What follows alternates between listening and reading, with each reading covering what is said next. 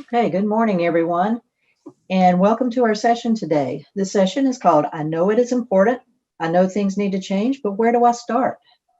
Before we begin, I want to cover some housekeeping items. Please leave your cameras and microphones muted throughout the session.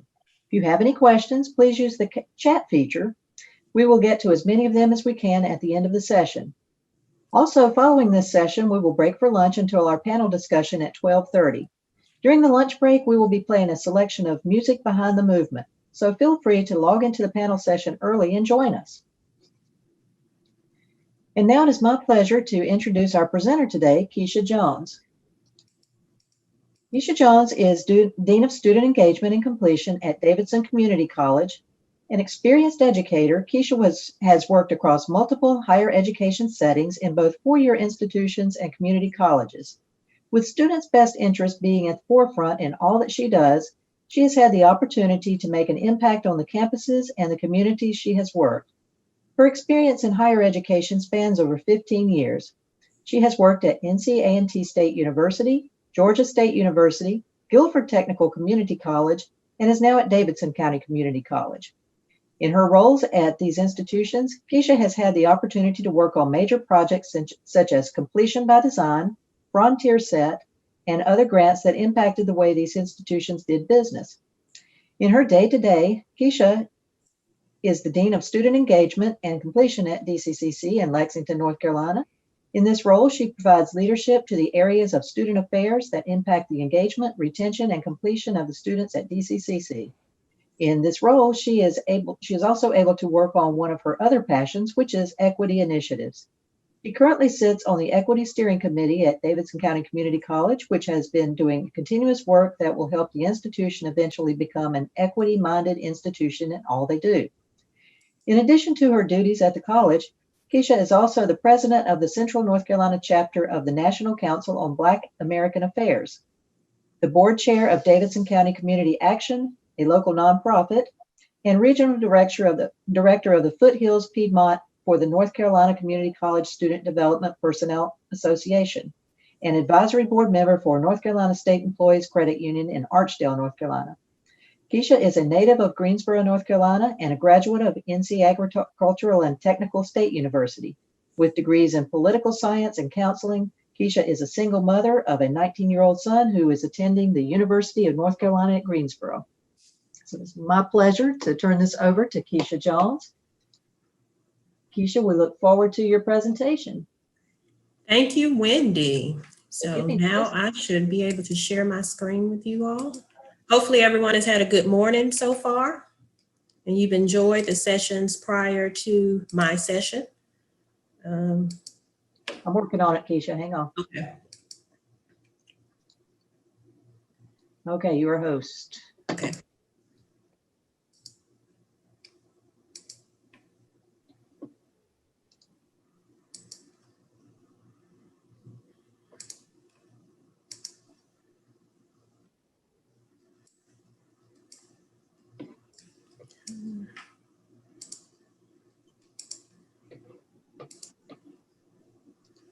Can everybody see my screen? Yes, your screen is up. Okay.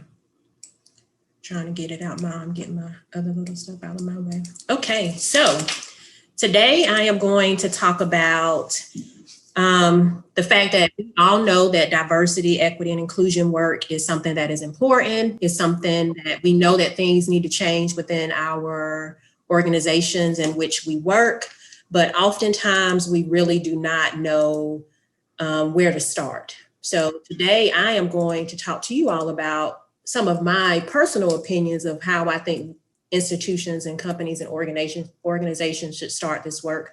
I'm also going to talk to you about some of the things that we've done at Davidson County Community College.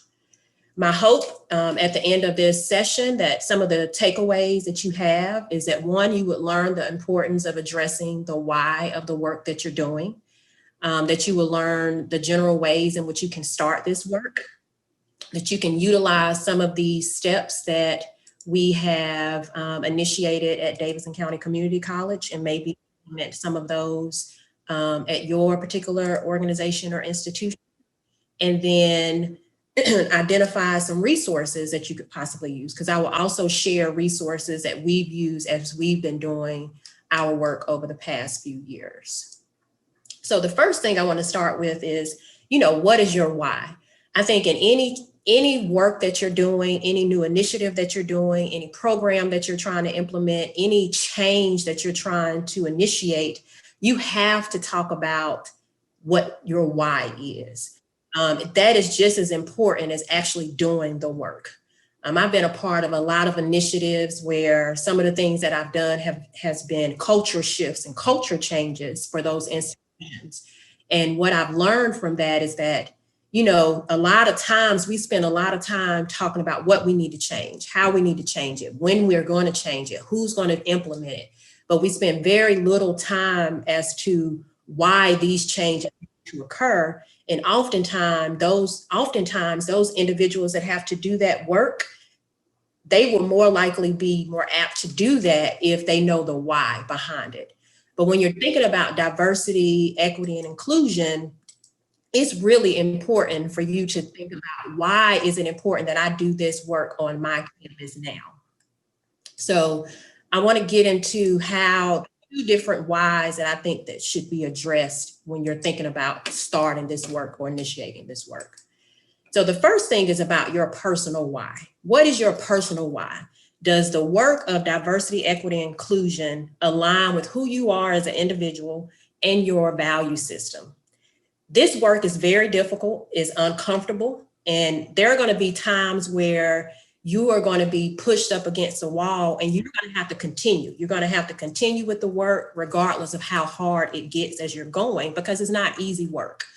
So doing a self-check as to what your personal why may be, it to me is very essential, because you're going to need that to be a pusher or a guider for you when things get uncomfortable or when you get pushed back. So if I think about my personal why, here I have two pictures. Wendy, when she introduced me, she said I had a 19-year-old son, soon to be 20. But this is my son. And my son looks like many of the young men that are on our campuses. And he is my why. I worry about him every day. So I think about my role and what I do in my day-to-day, what I do in higher education, and really beyond higher education, as to why I feel like this is important. He is an individual that I will encounter and experience on a regular basis. So what can I do to ensure that he is not coming against barriers or things, policies, procedures that we have put in place within our organizations, our institutions, that are going to impact his success? So for me, that's a part of my personal why. It's not just about being a person of color. I just think that the work is important. So I really think it's important for, as you begin to do this work, that it's not just about why is it important for my organization to do it, but does this work align with who I am? Do I personally feel like I have a dog in this fight as the work continues? Because when you come up against things and when people push back, you're going to need that to be able to continue and push forward. The next why that you should really be paying attention to is, what is your institutional why? Why does your institution feel like this is something that you should be doing? This is work that has to be done. I don't think that when we're thinking about diversity, equity, and inclusion work, that it should be something that is because it's a current trend and everyone's talking about it, that's something that we should start doing and start looking at. And I don't think that that's the case at most places, but really sitting down and figuring out, okay, what is going on within my organization, within my institution, that we need to be focusing on this and we need to be doing this work. So, in thinking about things that you should ask yourself as it relates to your institution, what does the data say? What does the data not say? What are your students saying? Have your students brought up certain things as it relates to diversity, equity, and inclusion on your campuses or within your organizations? A lot of times we want to fix things and we feel like we need to address certain things, but we don't talk to those individuals in which that they're going to be impacted by the decisions we make. So I do think it's important for you to also talk to your students. What is your community saying?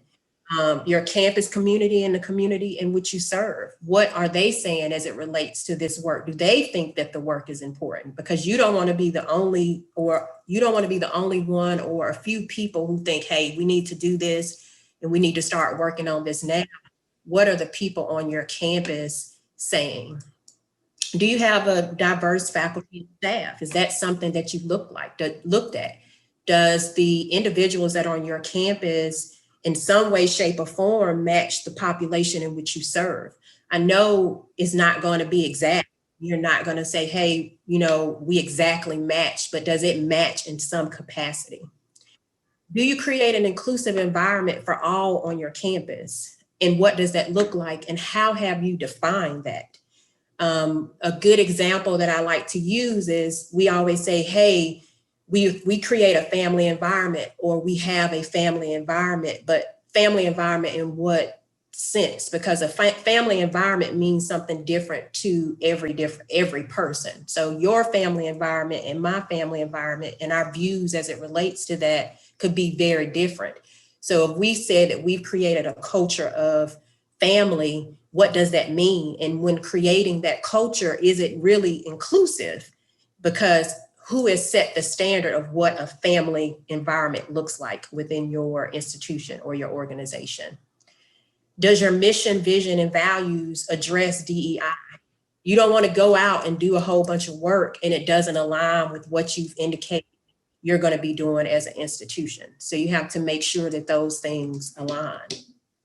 Does your strategic plan include goals and objectives related to DEI initiatives? Again, it all should align. You don't want to be out here doing work that doesn't align with the goals and initiatives that you have indicated that you're going to work towards, because it's going to be hard to push that agenda.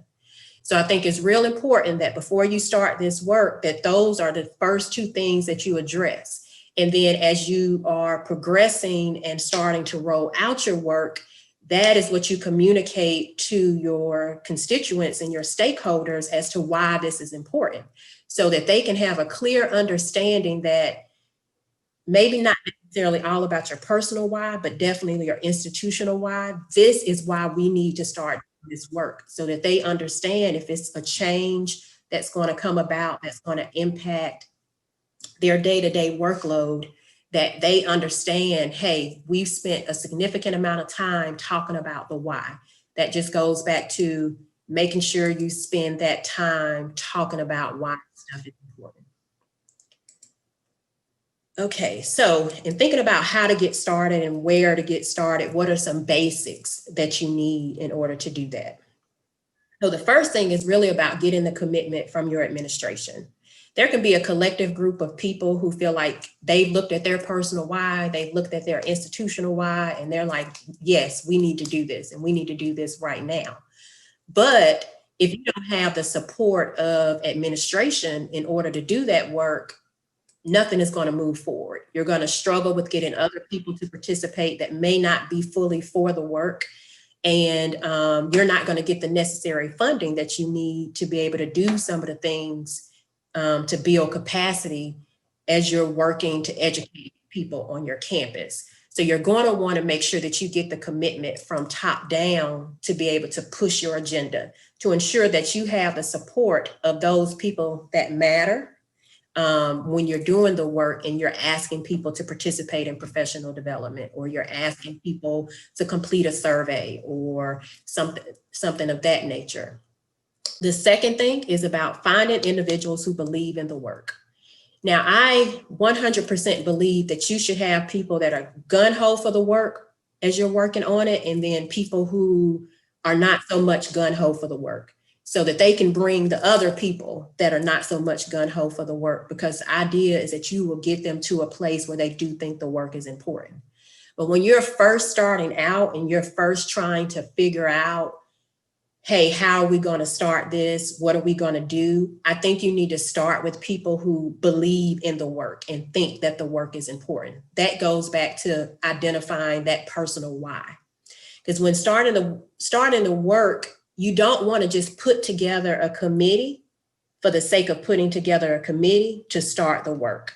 This is not the time that you pick your favorites. I know at some places we have people that we always put on committees because they work really hard and they always contribute. We can always depend on those individuals, but this is not the work to pick. This is not the type of work that you want to pick your favorite people to do the work. That's thing one. Thing two, I think there's a misconception that, especially when you're dealing with DEI related to race, that you have to have people of color on your committee. Yes, you want to have people of color on your committee, but all people of color aren't gun-ho for the cause. And so I think sometimes we will initially say, hey, we want to put this team together. We're going to be thinking about this, and we want to make sure that we add people of color. And let's say you only have a couple of people of color that you could choose from to put them on the team. Well, just because they're a person of color doesn't mean that they have any interest, that they want to participate in the work, or that they feel like the work is important. And so I want people to understand that when you're developing the team, that you really have to be conscientious about who you're putting on this team to make sure that, one, they want to do the work, they believe in the work, and they're going to push the work no matter what they come up against. And that is not just about having conversations about what needs to be done. These people are going to have the conversations and then follow it up with action. Because I've learned in trying to put teams together, when we focus on trying to bring different groups to make sure that we've covered all bases, sometimes you end up getting people where this just really does not align with who they are. And we miss out on people because we made some assumptions that they may not be interested, who really would be gun-ho for the work. So like if I take what we've done at Davidson and the team that we've put together, I have a colleague who is a white woman. And, right now we are focusing on race because we've seen disparities with our students of color. So that is our primary focus right now. But she is just as gung-ho for this work as I am. And so I'm glad that we were strategic in how we went about putting this group together to ensure that everybody, no matter the race or ethnicity of the individual, that this was what they thought was important and they were going to push it no matter what.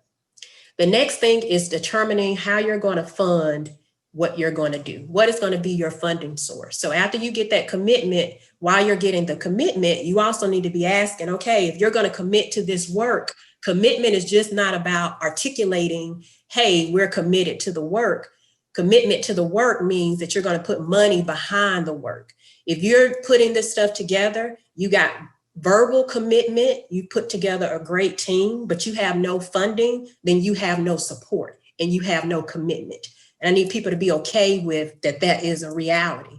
You can't verbally say that you commit to something and then don't put any money behind it. This work is important work. I feel very strongly about the work. And so therefore, I think that if as an institution, as an organization, we're going to say, hey, DEI work is important. We need to do this. And we need to start looking at what we can change within our institutions. And we need to start doing that now. That needs to come with dollars. And we need to figure out how we're going to pay for it and where places that we can pull funds from to be able to support this. Otherwise, it's not going to move and not much is going to change because you're not going to be able to do all that needs to be done without any money. So I've kind of given you like my thoughts on how you should get started. So now I'm going to talk about what we've been doing at DCCC. So if I think about, I've been at the college for about 4.5 years. And so when I got there, we really didn't have an equity plan. We did certain things. So if you think about what you see right now, this is really somewhat of a timeline of how we've kind of rolled things out and how we've implemented things. So as I stated, when I got to the institution, we didn't really have an equity plan, but we always talked about the work. We used to do something called data bites. And I remember within like my first couple of months at the college, I received a data bite from IR, and it was about statistics related to our students of color and how they were persisting or not at our institution. And then we also did an ICAT survey, and equity emerged as something that was an issue. But what the college had been doing over time, since about 2012, was doing all campus reads. So we used to have an opening session and a closing session. The opening session was in the fall, the closing session was in the spring. And at the closing session, we always got a book, and we would read that book in the summer, and the books address different social statuses, socioeconomic statuses, poverty, LGBTQ perspectives. And so that was really how we started what we said addressing DEI, equity, diversity, and inclusion type things. We would these campus reads, we would allow opportunities for discussion. So we would read the books in the summer. In the fall, we would host discussion time to talk about what we've read, or we might bring someone on campus to address certain things. So like one summer we read Becoming Nicole. Becoming Nicole is a book about a transgender woman and her experience. And so as a part of that process, we read that book in the summer, and then in the fall, we had a panel discussion with several transgender women, a transgender woman that was on our campus, and allowed them to talk about, their process, things that we could do to improve as an institution. So that was pretty much what we had done as an institution. But from that ICAT survey, out of 4, we scored a 2.7 in equity. So we felt like we needed to be doing a little bit more.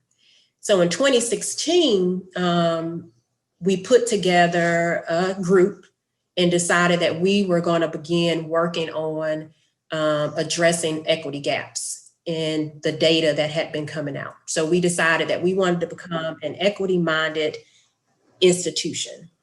So from there, so that's where we got the commitment from administration, right? So we were doing the campus reads, we did the survey, and then from the survey, we got back that, hey, equity, we've talked about it, but we really haven't done a lot to build capacity across campus. So what can we do in this? We felt like we needed to do more.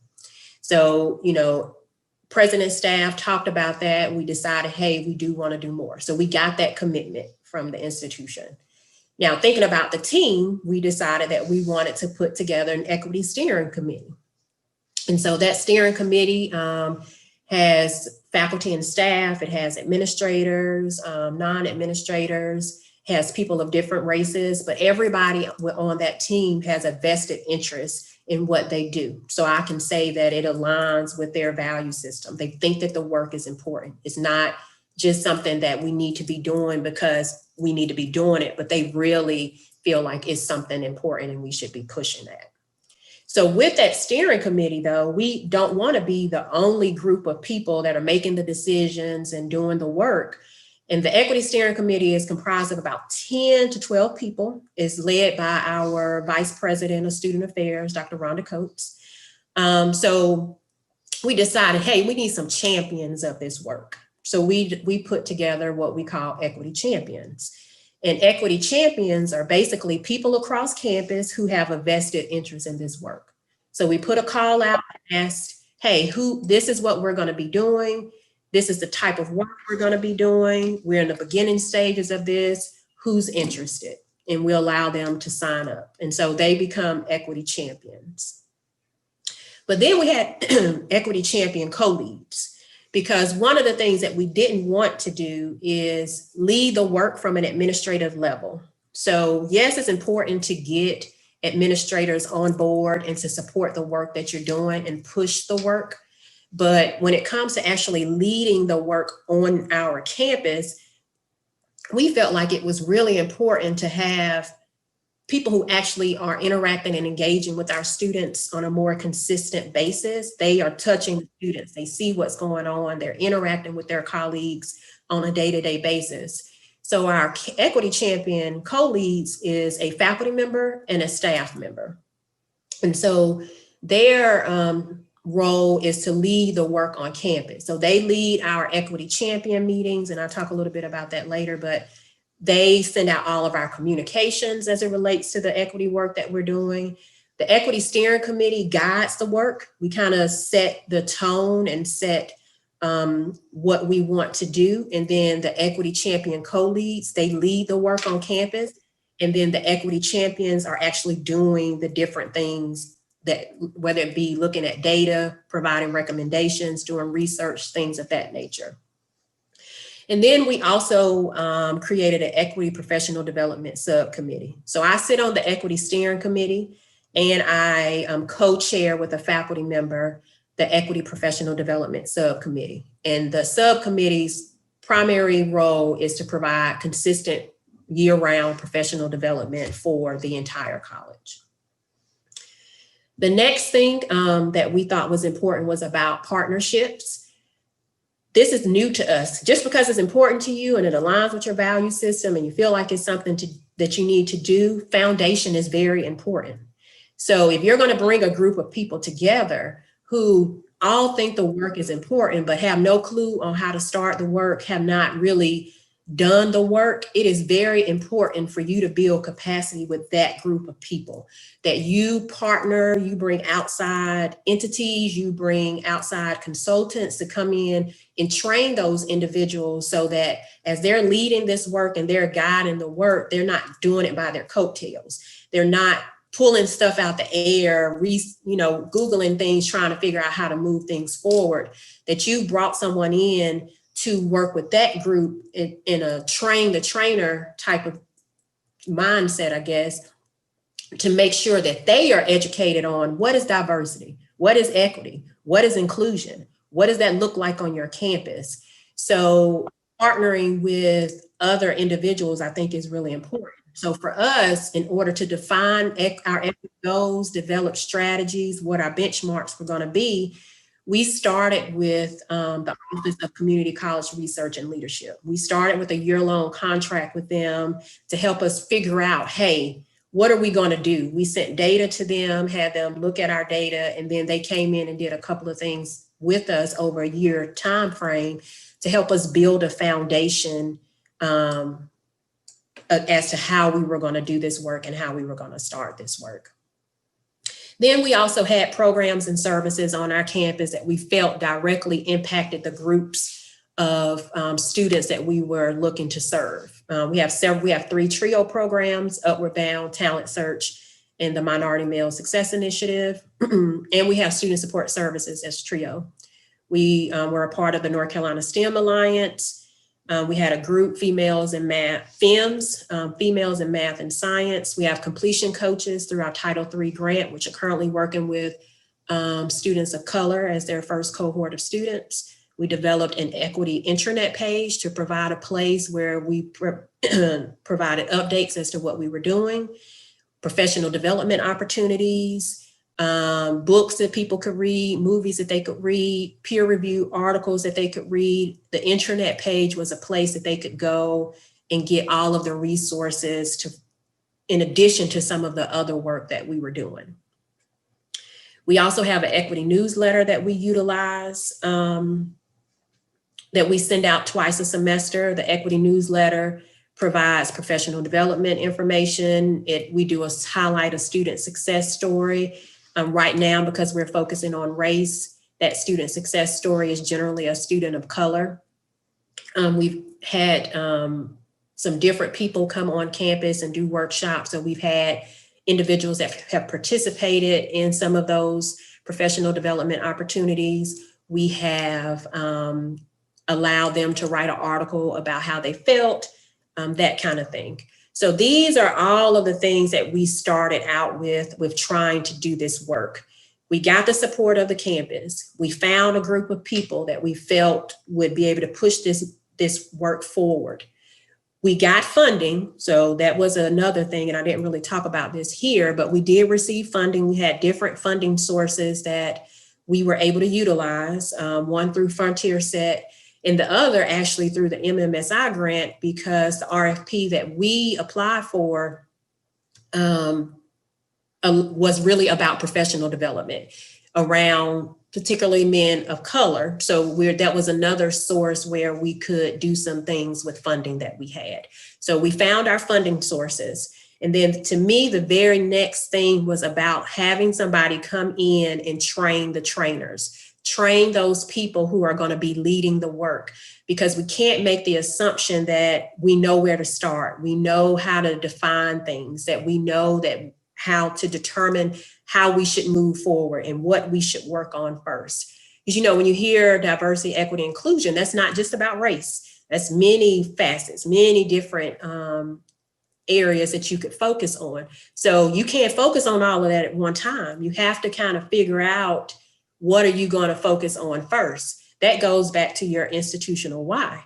That should tell you, hey, this is what you should focus on first. So for us, we looked at students with disabilities. We looked at some of our other students, and then we looked at students of color and how they were doing on our campus. And it was clear that it was a problem, that there were disparities as it relates to even our students with disabilities or some of our other students, that there was work that needed to be done there. So for us, it was easy to say, yes, we know that there are other pieces of DEI work, but we are going to start with students of color because our data has told us that's a place where we need to start.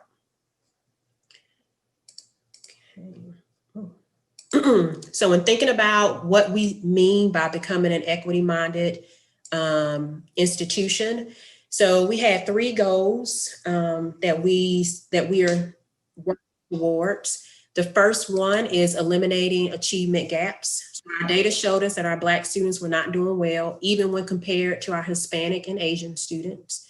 So we wanted to do things, may it be, we looked at our policies and our procedures. We did an environmental scan, and I'm gonna go into that in a minute, that breakdown, but we wanted to eliminate those achievement gaps. We also wanted to build capacity and awareness for our faculty and our staff. So it's not enough to review the policy and update your policies and get commitment from administration. Find out people who want to do this work and find funding. You have to educate everybody on your campus or in your organization. I'm a big advocate of mandatory. To me, this is my personal view now. To me, you cannot say that diversity, equity, and inclusion is important and then let whoever wants to do the professional development, do the professional development. At some point, you're going to have to get to a place where this stuff becomes mandatory, that participating in professional development is a requirement. You know how we have every year, you go through Title IX training and you do other trainings that are required throughout the year for various reasons. To me, this work and professional development within this area is just as important as those things, because we need to know what our implicit biases are. We need to know how that impacts our interactions and engagements with our students. But if we're not having those conversations, and you will hear me say build capacity frequently, but if we're not building that capacity for people to understand and know how to even identify those things, what change are we really making? So that was really important for us. Now, we'll say we're not at a place where it's mandatory, but we do offer this to all faculty and staff. The last component was understanding our obstacles and think, consider, develop, and adopt equity-centered policies and practices focused on individualized support and community, and improving student access, transitions, and outcomes. And I've already kind of talked about who leads this work. The Equity Steering Committee, in partnership with the Equity Champions and co-leads, lead this work. Now, what we decided to do and how we've kind of outlined our work. So we decided that we were going to have 7 areas of discovery that we would look at and address and look at it through an equity lens. So those 7 areas were first doing an environmental scan. So the very first thing that we did is we had all of our equity champions do an environmental scan through the equity lens of a student of color to see, what did you see? What didn't you see? Who did you see? What did you see? Good example, if you went into one of our nursing program buildings and you went and you saw all of the pictures on the wall. Well, the pictures that we had on the wall were of majority, probably 95% white students. So if you're a student of color and you're walking into that building and you want to be a nurse and you see all of the nurses on the wall and you see maybe one or two students of color, what does that say to you as a student of color? That would tell a student of color, I may or may not belong here. So we wanted everyone to do an environmental scan and go across our campus, go within our buildings, look at the people that you see on campus. Who do you interact with? Who don't you see on campus?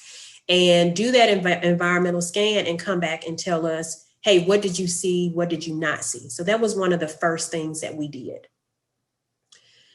Policies and procedures was next on our list, but that was also a college priority that was related to DEI. So we ended up, an attorney came in and looked at all of our policies and procedures as for something separate. But as those things were updated, the equity champions were asked to look at all of the changes that were being presented, look at them from an equity lens, see if based off of these policies that we're implementing, do we see any barriers for success for our students of color specifically?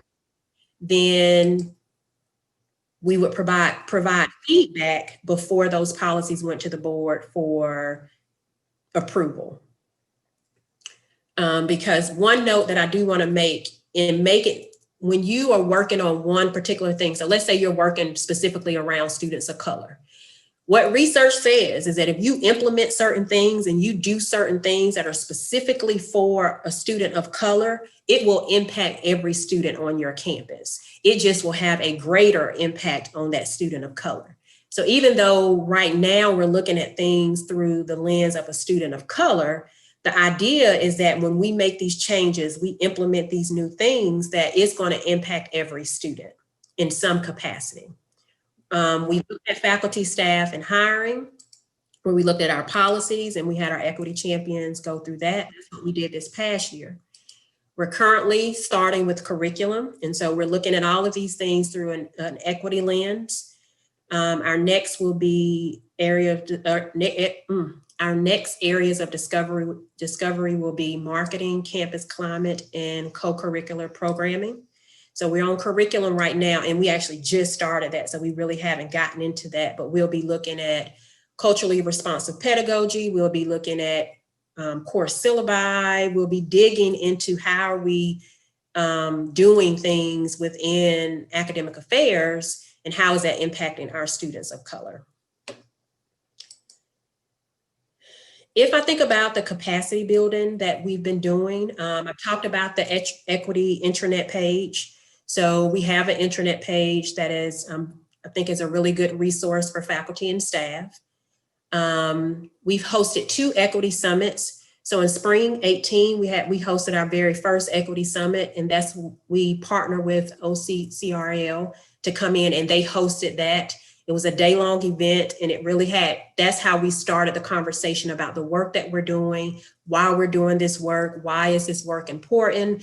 We had people look at their implicit biases, and that particular summit was followed up with, I think 4 webinars that were hosted over a 4-month period. That was a follow-up to what we had been doing in that equity summit, and it was open to everyone that participated in the equity summit. Even though we have equity champions, a lot of our stuff is offered to everybody. So that equity summit was offered to everyone, even though we already had equity champions.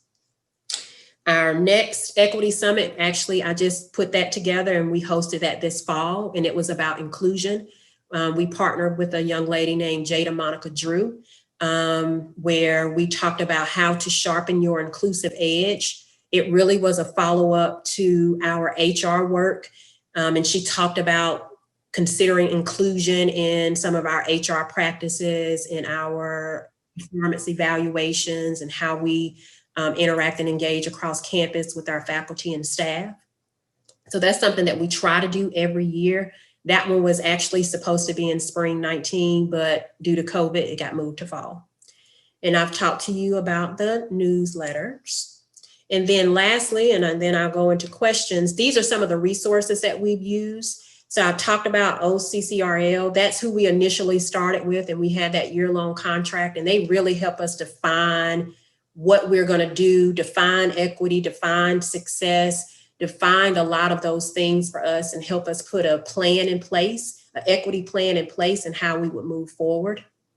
We have partnered with the Racial Equity Institute. They hosted a watered down version, but still very good groundwater approach. If you've never done that, I think it is extremely important because it will tell you that when you're thinking about a lot of this work, it is black and white at the end of the day. I know a lot of times we talk about other ethnicities and other races when we're talking about students of color, but if we think about the systems and the systems that were created in criminal justice system, educational system, healthcare system, those things were created off of the basis of black and white, and they were not for black. And so that's why you have disparities across all systems. And so if you have the opportunity to do the groundwater approach, I think that is a great place to start because they are real. They give you real information.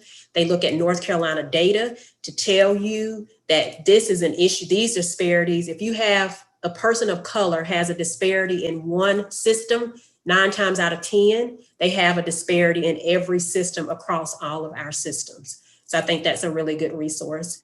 Quora Learning is another resource that we've utilized. We purchased their Teaching Men of Color in Community College course last year for all of our faculty and staff, and it provides strategies that you can implement within your courses to increase success of your men of color. But what I found, even though, I am an adjunct, but what I found is that regardless if you're a faculty member, I think we're all teaching students in some capacity. And it's really basic things, how you communicate, how you engage. So it's not really just about people that are teaching. We've hosted various professional development workshops across campus, or we've paid for opportunities for individuals to go to different conferences and workshops through our funding. We've done we've gotten books for our equity champions, and we've read those as a collective and had a conversation. So one of those books was Between the World and Me. And then I've talked about Jada Monica Drew, who we partner with to do our equity summit, but we also purchase as a supplement to the equity summit. She has a course titled Sharpen Your Inclusion Edge. And so we also purchased that course for all of our faculty and staff as additional professional development. Both the Quora course does come with CEU credits and a certification at the end. Jada's, you get a certificate with it, but it comes with live webinars and discussion opportunities. So that is how you can start your work if you don't know how to start your work. So now I'm ready for questions.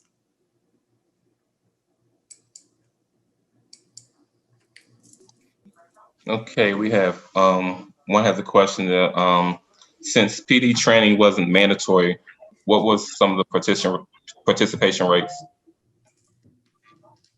So if I think about the equity summit that we just did, I think I had about 65 people participate in that. So, if we think about, we have hundreds of faculty and staff, it goes back to only the people that think that this is something that we should be doing and this is work that we should be doing are going to participate. So we are in a space where it's time for us to renew our strategic plan. And one of the things in some of that planning that we've talked about, and I think other people who have been participating in this work over time, I think they are in agreement that it is time to make this mandatory. We can't just talk about it, we got to be about it. It goes into that putting action behind wanting to do this. I think we've had more staff participate in a lot of the stuff that we've done over faculty. We would like to see more faculty participate, and we have tried as best we can, because we do know that they have courses and they are busy, but we've tried as best as we can to host things where the most faculty are free. Now, what I will say, because we're in COVID and we've been able to do some things virtually, we've been able to get more participation in some of the things that we've done. I will say some things you got to do by any means necessary. And what I mean by that is, when I first released the Teaching Men of Color course, some people were very much against well, why are we focusing on men of color? Now, we've talked about the why. We know we've had MMSI grant for quite some time because our men of color aren't doing well. The data show that our men of color aren't doing well. Our students of color aren't doing well. But what I was able to express and articulate to them is, hey, you may care about women because this particular person had an affinity for women, no matter the race, that we should put some focus into women. Well, hey, if you do this course and you implement these strategies in your course, they're not going to just impact the men in your class, they're going to impact the women in your class. It's going to have a greater impact for the men of color in your class, but it's still the impact. So I think that's another thing when you're thinking about how do you sell this work to those individuals that don't think it's important. By any means necessary, you figure out a way to make it important in the world and the reality in which they live. So for her, women are important. So, okay, this work is important, but this can also impact these students as well. Another question was, do you have suggestions where they can find consultants? I do. I can email that out. Also, in my bio, she talked about that I was the president of the Central North Carolina chapter on the National Council of Black American Affairs. That organization is an affiliate of AACC, and its primary goal is about pushing this work it was founded on making sure that there's no disparities for Black people specifically. So on our website, I can send that. I have several consultants that are specifically related. We have a DEI resource page, so I can send that to you all for possible consultants. And the next one is, what is the Completion Coaches Program? So we applied for Title III funding and we received it. For the completion coaches, we call it Project Dow Success. And so they are working with, right now, they have different cohorts that they will work with over the period of that grant funding, but their very first population are students of color. So their role at the college is, it's because I'm at the Dean of Student Engagement and Completion, I have all the things that engage and retain students, right? So I believe in a care network. So they're a part of a student's care network. So they connect students to resources. They don't do any academic advising, but they do follow up on flags that may be raised on a student in Starfish. They provide professional development and workshops for those students. They connect those students to resources. They provide opportunities for those students to have a voice. But then they're also a part of the student's care network. So like for a man of color, they could have an academic advisor, a completion coach, be a part of the legacy program, which is for our men of color, and have a trio counselor. And so that's their care network. We have one person asked a question, who hosted the Equity Summit? They missed the name of the organization. So Jada Monica Drew. So I organized the Equity Summit, and Jada is somebody that I've worked with. She does excellent work in Greensboro area as it relates to diversity and inclusion. Like that's her niche. And so she came in and we developed the presentation together to cater it for my institution. But her name is Jada Monica Drew, but she led that session. And her book is titled Sharpen Your Inclusion Edge. And her website is jadamonicadrew.com. And Dennis, before you ask the next question, I just wanted to say that there is a question on YouTube. So I'll read that and then we can go back to the chat questions if that's okay. Okay. Yes. The question is, what recommendations do you have for institutions that find it difficult to implement accountability processes for this type of work? So that's the conversation we've been having at our campus. I think it kind of goes back to the mandatory. So one of the things when we went through those 7 areas of discovery and hiring practices was one of those areas. In those conversations, everybody, I miss the people. One of the reasons why we haven't moved to mandatory is because we don't want to make something mandatory, but we're not going to hold individuals accountable. So as a part of the hiring process, and now as a part of the strategic plan, we're talking about how do we hold individuals accountable for doing this work or doing the professional development through their performance evaluations? How does it impact if you have a tenure process, or from going from a professor to an assistant to an associate professor? How does it align into some of the things that we give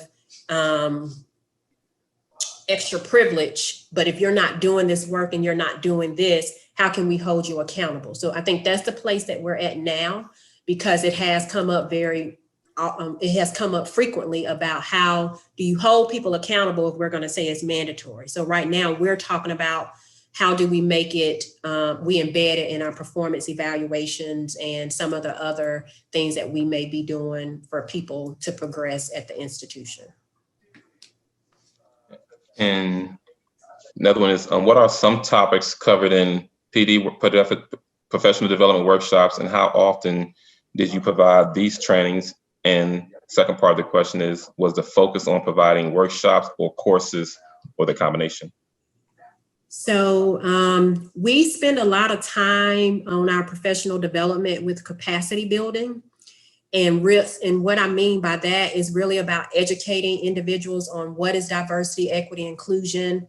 How do you look at your implicit biases? So one of the things that we do is, as a equity steering committee, is we actively, and the equity professional development subcommittee, we actively go out and look for opportunities that we can then bring back to campus. So we may find a workshop that is about microaggressions, and we'll pay for that workshop for the college. And then we'll set up a day where we will stream that workshop and provide additional dialogue and conversation about that workshop. Or we will partner with someone and bring an outside person in. I saw a question, and this goes into this, but tips for professional development for smaller colleges. For me personally, I find as much free stuff as I can.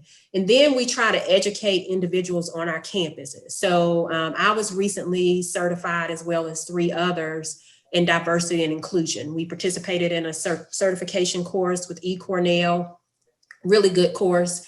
And so the idea was for us to go through that process, get that certification, so that then we can host a professional development.